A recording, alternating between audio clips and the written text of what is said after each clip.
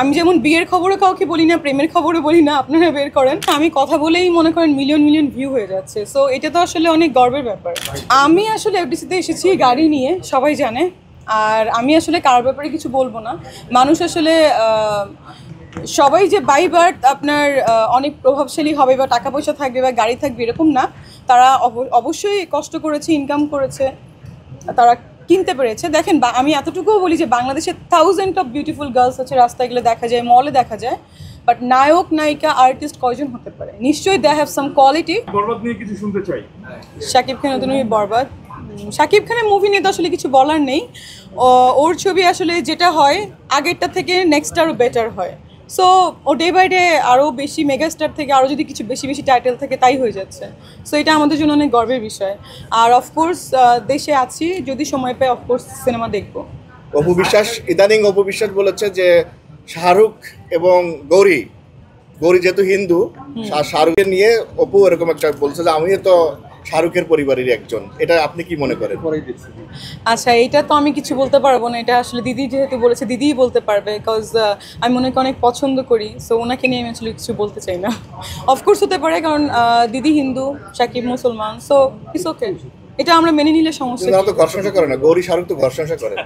আপনি কিভাবে জানলেন যে গৌরী আর শাহরুখ ঘর সংসার করে? শাহরুখ তো এর মধ্যে অনেক প্রেম করেছে, সবাই জানে। জিনিস আলাদা, কিন্তু তাদের তো অফিসিয়ালি বিয়ে হয়েছে এবং তাদের বাচ্চা আছে, বড় বড় দুটো ছেলে মেয়ে আছে। দিদির শাকিবেরও তো অফিসিয়ালি বিয়ে হয়েছে। শাকিব ভাই নিজেই সেই বলেছে, শাকিব খান, যে এটা আমার ছেলে, বৈধ ছেলে। সো আপনারা কেন বারবার একই প্রশ্নে যাচ্ছেন? শাকিব ভাই তো কখনোই বউকে মেনে নেয় না, বাচ্চাকে মেনে নেয়। এটা শাকিবের ভালো লাগে না, তাই সে সবসময় হিরো থাকতে চায়। হিরো সবসময় হলে সে সালমান খানকে ফলো করে, I think so, that's why.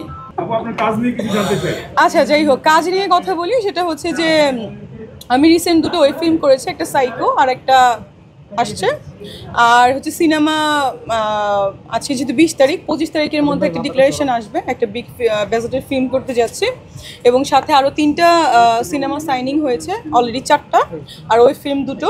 সাথে টিভিসি করা হয়েছে আমার বেশ কিছু, এবং আপনারা সব দেখতে পারবেন। ওভিসি, টিভিসি, এবং রেগুলারলি কাজ করা হচ্ছে আমার, প্রচুর কাজ দেশে এসে শুরু করেছি। গতবার আবারও এসেছি, 3 দিন হয়েছে, এর মধ্যে অনেক কাজ শুরু হয়ে গেছে।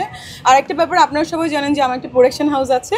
সো ওই হাউস থেকে 4টা সিনেমা আমরা প্রডিউস করেছিলাম, আমার ফাইন্যান্সের ছিল। আবারও আমার হাউস থেকে আমি অলরেডি সিনেমা শুরু করতে যাচ্ছি। ঈদের পরে ইনশাল্লাহ থাকবে, এবং কুরবানি ঈদে অফকোর্স আমার একটা সিনেমা থাকবে। এবং শাকিব খানের সাথে আপনার সিনেমা কবে দেখতে পাবে দর্শক?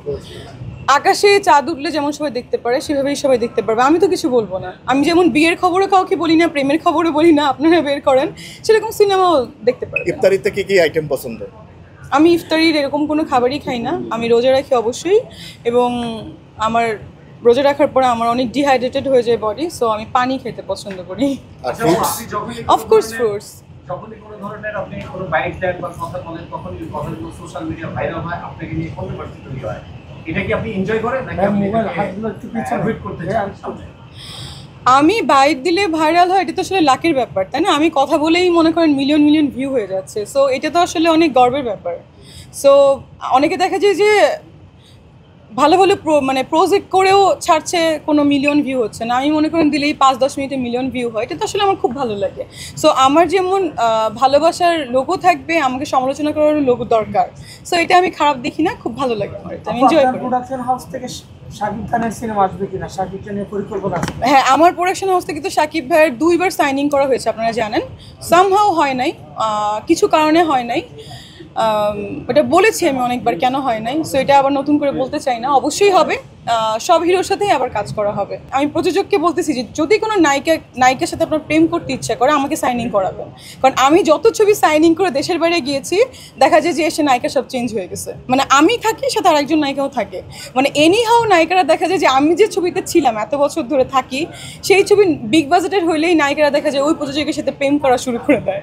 সো এটা খুব ভালো, আমি আমার ভালো লাগে।